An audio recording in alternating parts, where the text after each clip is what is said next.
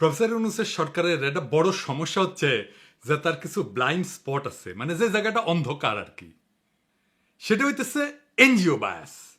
Professor Yunus নিজেও এনজিওর লোক, তাই এনজিওর লেন্স দিয়া উনি রাষ্ট্রকে দেখেন। এইটা উনার একটা লিমিটেশন। আপনি দেখবেন যতগুলো ডিজাস্টার করছে প্রফেসর ইউনূসের সরকার, তার সবগুলো আসছে এই এনজিও বায়াস থেকে, এনজিও লেন্স দিয়া রাষ্ট্রকে দেখার কারণে। এখন অনেকে কইবেন আপনি আবার প্রফেসর ইউনূস সরকারের সমালোচনা শুরু করলেন কেন? আমি কয়েকটা এপিসোড আগে বলেছিলাম যে প্রফেসর ইউনূস বুঝা হোক না বুঝা হোক, যদি ইন্ডিয়ান লাইন অনুসরণ করেন তাহলে ওনারে তো আমি ধরবো। শুধু আমি না, সারা দেশের মানুষ ধরবে। প্রফেসর ইউনূসের ক্ষমতার উৎস সাধারণ মানুষ। সাধারণ মানুষই উনাকে অকুণ্ঠ সমর্থন দিয়ে ক্ষমতায় রাখছে, কিন্তু এই সমর্থন তো আনকন্ডিশনাল না, শর্ত ছাড়া না। পাবলিকে দিচ্ছে সমর্থন, আর সেই সমর্থনের বলে বলিয়ান হইয়া হারকুলিস হইয়া উনার পররাষ্ট্র মন্ত্রণালয় পাকিস্তানের কাছে 1971-এর গণহত্যার জন্য ক্ষমা চাওয়ার দাবি তোলে। আর সেই নিউজটা যখন মানব জমিনে ছাপা হয়, সেইখানে প্রফেসর ইউনূস আপনার ছবি থাকে। আর বেকুবগুলা জানেই না পাকিস্তান তিনবার আনুষ্ঠানিকভাবে রাষ্ট্রীয়ভাবে বাংলাদেশের কাছে ক্ষমা চাইছে 1971-এর জন্য। একবার পররাষ্ট্র মন্ত্রণালয়ের লেভেলে, আরেকবার প্রাইম মিনিস্টার লেভেলে, আর একবার রাষ্ট্রপতির লেভেলে। মানে আর কয়বার ক্ষমা চাইতে হবে? আর একবার ক্ষমা চাইলে আপনার বা দেশের কি লাভ হবে? হাসিনার বুড়ি বয়সে অর্গাজম হবে, এছাড়াও তো আর কোনো অবজেক্টিভ নাই এটা বলার। যাই হোক, এবারে আসি আজকের ইস্যুতে। আজকের ইস্যুটাও খুব গুরুত্বপূর্ণ। নারী বিষয়ক সংস্কার কমিশন তার রিপোর্ট জমা দিছে। তো প্রফেসর ইউনূস সেই রিপোর্টের কিছু অংশ ওনার ফেসবুকে শেয়ার দিচ্ছেন। এটা নিয়ে শুরু হয়েছে নানা সমালোচনা। প্রথমে বলি, এই কমিশন গঠন করা হয়েছিল 18ই নভেম্বর। জাতীয় ঐক্যমত কমিশনের আলাপ শুরু হয়ে গেছে এর মধ্যে, তারপরে এই প্রস্তাব জমা পড়লো। 18ই ফেব্রুয়ারিতে এই রিপোর্ট জমা দেওয়া উচিত ছিল হিসাব অনুযায়ী। তারপরে 2 মাস বেশি লাগাইছেন ওনারা। এই নারী বিষয়ক কমিশনের বিষয়ে প্রফেসর ইউনূসের মনে হয় খুব উচ্ছ্বসিত। ওই যে কইছি না, ওনার এনজিও বায়াস আছে, সেই থেকে উনি বলছেন যে কয়টা করে ফেলা যায় তা দ্রুত করে ফেলতে হবে, আর পাঠ্য বইয়ের মতো ছাপায় বিলি করতে হবে। কোন কমিশন নিয়ে প্রফেসর ইউনূসকে এত উচ্ছ্বাস প্রকাশ করতে দেখেছেন? দেখেন নাই। আপনি তো স্যার পড়েন নাই রিপোর্ট, না পড়ে বিলি করার কথা কইলেন। এটা ছাপায় বিলি করতে গেলে আপনার সরকারের লোকেরা মার খেয়ে ভুট্টো হয়ে যাবে, আগে সাবধান করে দিলাম। এটা সামাল কইরা স্যার। উনারা কামের চাইতে আকামে বেশি পটু। আর 2 নম্বর হচ্ছে, ওনারা একেবারে বাংলাদেশের সমাজ, রাজনীতি, জনগণ, গণমানুষ এই সম্পর্কে কিছুই জানেন না। আপনি বলবেন এখানে শিরিনাপার মতো মুরব্বী আছেন, তাদেরকে আমি এই কথা বলতে পারি যে পারি স্যার। শিরিনাপা কইলেই সেটা অমৃত হয়ে যায় না। উনারে আমরা কিছু বলি না জাফরুল্লাহ ভাইয়ের সম্মানে, কিন্তু উনি একজন পার ইসলামোফোব মহিলা। আর এই কমিশনে যারা আছেন তাদের বেশিরভাগই তাই। উনাদের মিশন হইতেছে নারীর কাণ্ডে বন্দুক রেখা ইসলাম কোপানির রাজনীতি করা। আপনাকে এক্সাম্পল দিই। নারী কমিশন বলছে ধর্মীয় আইন মেনে চলা বাধ্যতামূলক জন্য নারীদের প্রতি বৈষম্য হচ্ছে। আপনি নিজেই শেয়ার দিয়ে কইছেন ধর্মীয় আইন অনুসরণ করা যে কোনো ধর্মের অনুসারীদের জন্য বাধ্যতামূলক। ধর্মের অনুসারীরা তো আনন্দ চিত্তে সেটা অনুসরণ করেন এবং মেনে চলেন। কেউ যদি দাবি করে ধর্মীয় অনুশাসন মেনে চলার জন্য বৈষম্য হচ্ছে, এটা খুবই বাজে অনুসিদ্ধান্ত। এর অর্থ হচ্ছে ধর্মীয় আইন মানা যাবে না, আর চূড়ান্ত মানে হচ্ছে ধর্ম থেকে দূরে থাকতে হবে। এটাই স্যার বাঙ্গু সেকুলারদের চুলকানি, আর এই চুলকানিকে আপনি প্রমোট করেছেন। এই কমিটি প্রতিনিধিত্বমূলক না, বাংলাদেশের আপামর নারীদের অংশগ্রহণ নাই এই কমিটিতে। যারা সংস্কারের নামে ধর্মীয় আইনের বিরুদ্ধে কৃপান তোলে, বাংলাদেশের মানুষ তাদের সংস্কার প্রস্তাব ছুঁড়ে ফেলে দেবে। আবার দেখেন, যৌনকর্মীদের শ্রমিকের মর্যাদা দেওয়ার কথা বলছেন। ওনাদের মাথায় যে কোন দেশ থাকে আদর্শ হিসাবে জানি না, হয়তো পশ্চিম থাকে। পশ্চিমের চিন্তা, পশ্চিমের প্র্যাকটিস ওনারা চাপাই দিতে চান বাংলাদেশের উপরে, ঝামেলা বাঁধে সেইখানে। কিন্তু ওনারা তো পশ্চিমের যে ডাইভার্স প্র্যাকটিস সেটা নিয়ে জানেন না, ওনাদের সেই জ্ঞানও নাই। আমার অনুমান ওনারা কিছুই জানেন না। ধরা যাক ফ্রান্সে কি নিয়ম জানেন? সুইডেন, নরওয়ে, ফ্রান্স এই সমস্ত দেশে যৌনকর্মী না, বরং ক্রেতাদের যারা যৌন সেবা গ্রহণ করে তাদের শাস্তির আওতায় আনা হয়। এদেরকে বলা হয় নর্ডিক মডেল। তাহলে বুঝতে পারতেছেন যে পতিতাবৃত্তিকে কিভাবে কোন কায়দায় ট্যাকেল করা হয় পশ্চিমে। আপনি তো অপমানকর, মর্যাদাহানিকর একটা পেশাকে আইনি কাঠামোর মধ্যে এনে বৈধতা দিতে পারেন না। আপনারা পতিতাবৃত্তিতে ইন্ডাস্ট্রি বানাইতে চাইতেছেন, সেখানে টাকা বিনিয়োগ হবে, আর বাংলাদেশের নারীরা সেখানে শ্রমিক হিসেবে কাজ করবে। মানে পতিতাদের অ্যাপয়েন্টমেন্ট লেটার দিবে, পেনশন থাকবে, প্রমোশন হবে, পতিতারা ট্রেড ইউনিয়ন করবে। Are you crazy? মাথা মধ্যে ঠিক আছে আপনাদের? নারীদের সম্মানজনক কর্মসংস্থান করতে হবে, এটা যদি লক্ষ্য হয় তাহলে এমন ব্যবস্থা করেন দক্ষতার যোগ্যতা অনুসারে সকল নারীর কর্মসংস্থানের জন্য বাংলাদেশের পুরুষদের যদি আধা পেটে খায় থাকতে হয় তাহলে সেটাও বাংলাদেশের পুরুষেরা মেনে নেবে। কিন্তু এটা মানবে না, আগুন জ্বালাই দিবে। মাথায় রেখেন, আগুন নিয়ে খেলেন না। এই যে কমিশন, এরা কি নারী নীতি বিষয়টা বুঝে? আসেন সেটা বুঝে দেখি নারী নীতি কেমন হওয়া উচিত। রাষ্ট্রের কাজ হইল সব নাগরিকের জন্য যুক্তিপূর্ণ, কার্যকর এবং ন্যায্য নিয়ম তৈরি করা। মোট কথায় নাগরিকের অধিকার প্রতিষ্ঠা করা। কি অধিকার? লিগাল রাইট, পলিটিক্যাল রাইট আর ইকোনমিক রাইট, এই তিনটা। এটাই রাষ্ট্রের নির্দিষ্ট কাজের এলাকা, এটাই রাষ্ট্রের কাজ। তাহলে আসেন এই লিগাল, পলিটিক্যাল আর ইকোনমিক রাইটের প্রশ্নের গভীরে যাই। রাষ্ট্রের দায়িত্ব খুবই স্পষ্ট। এই দায়িত্বগুলাই সব নাগরিকের প্রতি রাষ্ট্রের দায়িত্বের সাথে যুক্ত। সব নাগরিকের অধিকার নিশ্চিত করা, এটা পলিটিক্যাল রাইট। আইন তৈরি এবং প্রয়োগ করা সব নাগরিকের জন্য, এটা লিগাল রাইট। আর সুযোগ এবং সম্পদের সমভাবে বিতরণ করা, এইটা ইকোনমিক রাইট। রাষ্ট্রকে নাগরিকের ইন্ডিভিজুয়াল রাইট প্রতিষ্ঠা করতে হয়।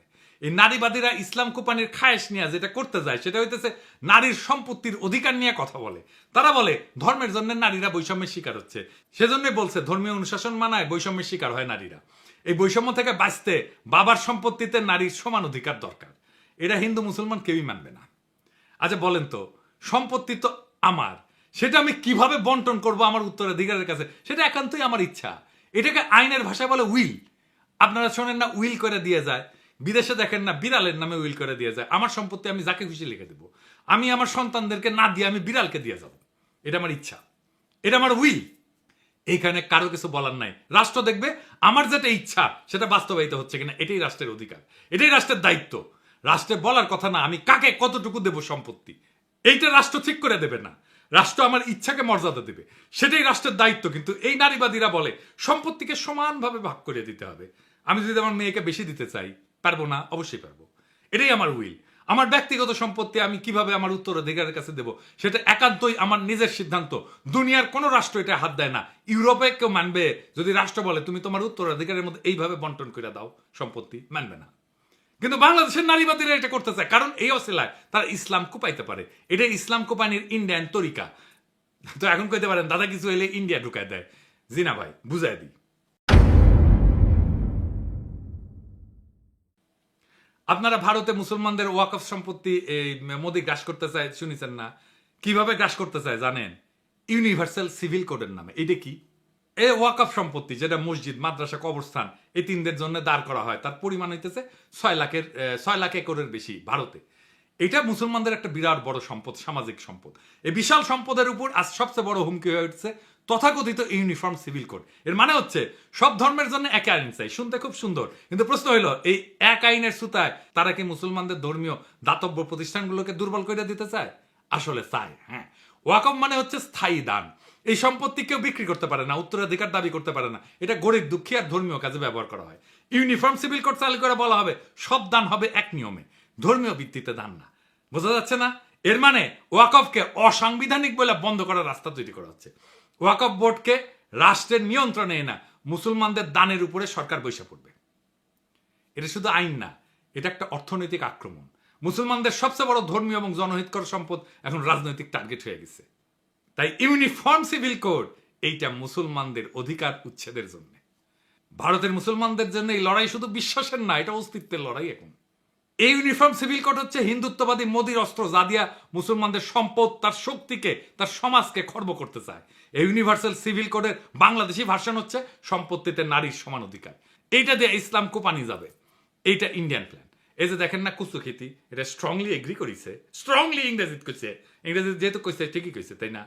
এবার মিলে যে কুচুখিতির টাকা টুকা যে দেয় ওয়াকার, সে ইন্ডিয়ার বাংলাদেশি প্রজেক্টের এক্সটেনশন সন্দেহ আছে। এইভাবে কে কার কইয়া খেলে সেটা ফসাদ কইরা বাইরে হয়ে যায় মাঝে মাঝে। সম্পত্তিতে নারীর সমান অধিকার দিলে কি সমস্যা হবে? আসেন বুঝে দেখি। প্রথম কথা হচ্ছে এটা ধর্মীয় বিধান। যে যার ধর্মের বিধান মানবে। আমি আমার সম্পত্তি কাকে কিভাবে দেবো এটা ব্যক্তির সিভিল লিগাল রাইট। এটা হাত দেওয়ার অধিকার রাষ্ট্রের নাই। ধর্মের বিধানগুলো তো এমনি এমনি আসে নাই, এর পিছনে যা লজিক সেটা আমি যাব না। এটা ধর্মীয় নেতারা ব্যাখ্যা করবেন। আমি আমাদের সোশ্যাল ফেব্রিকের আলাপ করব, যা হাজার হাজার শতাব্দীর ভিতর দিয়ে গড়ে উঠছে। সেই সোশ্যাল ফেব্রিক নষ্ট হয়ে যাবে। কি সেটা? সেটা ভয়ঙ্কর একটা বিষয় হবে। বোন ভাইয়ের চাইতে ধর্মীয় বিধান অনুসারে পিতার সম্পত্তি কম পায়, এটা অঙ্কের হিসাব। কিন্তু সেই কম পাওয়াটা বহুগুণে বাইরে যায় একটা সামাজিক ঘটনায়, একটা সোশ্যাল ইঞ্জিনিয়ারিং এ। আমাদের সমাজে মায়ের পরে একজন ছেলের কাছে সবচেয়ে মূল্যবান সম্পর্কটা কোনটা? কোনটা? মামা। দুইবার মা ডেকে আমরা এই মামার সম্পর্কটা তৈরি করি। আমি যে আবদার এমনকি মায়ের কাছেও করতে পারি না, সেই আবদার আমাদের কালচারে মামার কাছে করতে পারি। মামার বাড়ির আবদার এটা বলি না, এটা কি মামার বাড়ি পাইছো এটা বলি না। এটা কেমনে আসে? ওই সোশ্যাল ইঞ্জিনিয়ারিং এর জন্য যেই অতিরিক্ত সম্পত্তি পায় মামা, তার কারণে এমন একটা মধুর কেমিস্ট্রি মামার উপরে পড়ে যে মামার সম্পত্তির উপরে, মামার বাড়ির উপরে ভাগনার একটা আলাদা অধিকার জন্মায়। সামাজিক অধিকার, ভালোবাসার অধিকার। ওই যে বলে না, তাই তাই তাই মামার বাড়ি যাই, মামা দিল দুধ ভাত দুয়ারে বসে খাই। তারপরে ওই যে আই ছেলেরা আই মেয়েরা ফুল তুলিতে যায়, ফুলের মালা গলায় দিয়ে মামার বাড়ি যায়, মামার বাড়ি মধুরহারি, মামা ভাগ্নে যেখানে আপদ নাই সেখানে। এই যে মামার ভাগ্নের কেমিস্ট্রি আমাদের সমাজে এটা আর কোথাও পাবেন না। কাকার সাথে এই কেমিস্ট্রি হয় না কেন? কারণ ওই ধর্মের অনুশাসন শুধু সম্পত্তির অধিকার ঠিক করে দেয় নাই, সেটার সাথে সোশ্যাল ইঞ্জিনিয়ারিং করে দিছে যেন বোনের ছেলে মেয়ের মামার উপরে এক স্নেহের, ভালোবাসার, নির্ভরতার একটা সম্পর্ক তৈরি হয়। এই নারীবাদীরা সেটাও ভেঙ্গে দিবে। আপনি দেখছেন এরা এতটাই নির্বোধ যারা হাজার বছর ধরে গড়ে ওঠা একটা সমাজকে মুহূর্তের মধ্যে কলমের খোসায় ধ্বংস করে দিতে চায়। এতই নির্বোধ এরা। প্রফেসর ইউনূস মাঝে মাঝে ভুলে যান উনি কোথায় থেকে ক্ষমতা পেয়েছেন, ওনার ক্ষমতার উৎস কি। আমরা এটা ওনাকে মনে করে দিতে চাই। উনার ক্ষমতার উৎস বাংলাদেশের আপামর জনগণ। এই আপামর জনগণই প্রফেসর ইউনূসের সরকারকে ক্ষমতায় রাখছে। প্রফেসর ইউনূসের ক্ষমতার উৎস মানুষ। এটা যতক্ষণ পর্যন্ত মনে রাখবেন ততক্ষণ পর্যন্ত প্রফেসর ইউনূস শক্তিশালী। সাধারণ মানুষ উনার পিছন থেকে সরে গেলেই উনি শক্তিহীন। উনাকে উষ্টা দেওয়ার জন্য অনেকে মুখায় আছে, ইন্ডিয়া মুখায় আছে, ওয়াকার মুখায় আছে, বিএনপি মুখায় আছে, আওয়ামী লীগ মুখায় আছে। এরা কেউ সফল হইতে পারতেছে না, কারণ সাধারণ মানুষ পাহাড়ের মতো দৃঢ় ঐক্য নিয়ে প্রফেসর ইউনূসের পিছনে দাঁড়াইছে। প্রফেসর ইউনূস তার এই ক্ষমতার উৎসকে যদি অস্বীকার করেন, সেই মুহূর্তে ওনার পতন, ওনার সমস্ত শত্রু ওনাকে ধ্বংস করে ফেলবে। তাই প্রফেসর ইউনূসের প্রতি এটা সতর্ক বার্তা। বাংলাদেশের সাধারণ মানুষের ধর্মীয় বিশ্বাস, সামাজিক মূল্যবোধ এর বিরুদ্ধে কখনো দাঁড়াবেন না। আপনি মনে রাখবেন বাংলাদেশের খুব সাধারণ মুসলিম সমাজ আপনার পেছনে দাঁড়াইছে। তার সমস্ত সমর্থন, আত্মার সমস্ত শক্তি নিয়ে আপনি শক্তির ভালোবাসাকে উপেক্ষা করবেন না। এর পরিণতি হবে ভয়ানক। এই নারী নীতিতে কি আছে আমরা পুরোটা পড়ে দেখিনি, কিন্তু যেই স্যাম্পল বা ট্রেলার দেখলাম তাতে বাংলাদেশের সাধারণ মানুষ শঙ্কিত। আমি আশা করব সাধারণ মানুষের সংখ্যাকে গুরুত্বের সাথে বিবেচনা করবেন। এই নারী নীতি ব্যাপক পর্যালোচনা ছাড়া কোনো সংস্কারের পথে অগ্রসর হওয়া উচিত হবে না। প্রফেসর ইউনূস আপনি যদি এই জাতির উপরে ভর কইরা এই দেশের মানুষকে পেছনে রেখে হঠাৎ করে এমন কিছু চাপায় দেন যা এই সমাজ চেনে না, মানে না, বিশ্বাস করে না, তাহলে এই জাতি কিন্তু একসময় আপনাকে প্রশ্ন করবে। আপনার শক্তি কিন্তু বিদেশি মিডিয়া না বা ডোনাররা না, আপনার শক্তি এদেশের আপামর জনগণ, মুসলমান, তাদের সন্তান, যাদের হৃদয়ে আপনার উপরে এখনো বিশ্বাস আছে।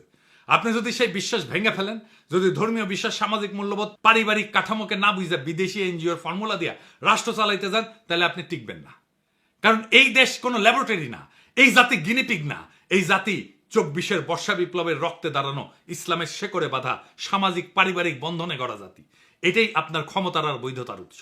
আপনি যদি এই জাতিকে এনজিও বানাইতে চান, তাহলে এই জাতি আপনাকে রাজনীতির ইতিহাসে একটা দুঃখজনক ব্যর্থতা হিসেবে মনে রাখবে। এখনো সময় আছে। সাধারণ মানুষের ভাষা বোঝেন, ধর্মের প্রতি তাদের আবেগ বুঝেন, এই মাটির গন্ধ বুঝেন। না বুঝলে আপনি থাকবেন হয়তো পদে, কিন্তু মানুষের হৃদয়ে থাকবেন না। মনে রাখবেন এই জাতি অনেক ধৈর্য ধরে, কিন্তু একবার যদি জায়গা ওঠে ফাগুনের আগুনের মতো ছড়ায় পড়ে, সেই আগুন কিন্তু কারো ক্ষমতা দেখে না, পদ দেখে না, অতীত দেখে না, ইতিহাস দেখে। ইতিহাসের এক সময়ের মহানায়কের স্মৃতি বিজড়িত বাসভবন মুহূর্তেই গুড়ায় দেয় প্রবল ঘৃণায়। তাই সতর্ক হন, সংলগ্ন হন, এবং সবচেয়ে বড় কথা, মানুষের কথা শোনেন, আমাদের কথা শোনেন। আপনার ক্ষমতার আসল মালিক তারাই। ইনকিলাব জিন্দাবাদ।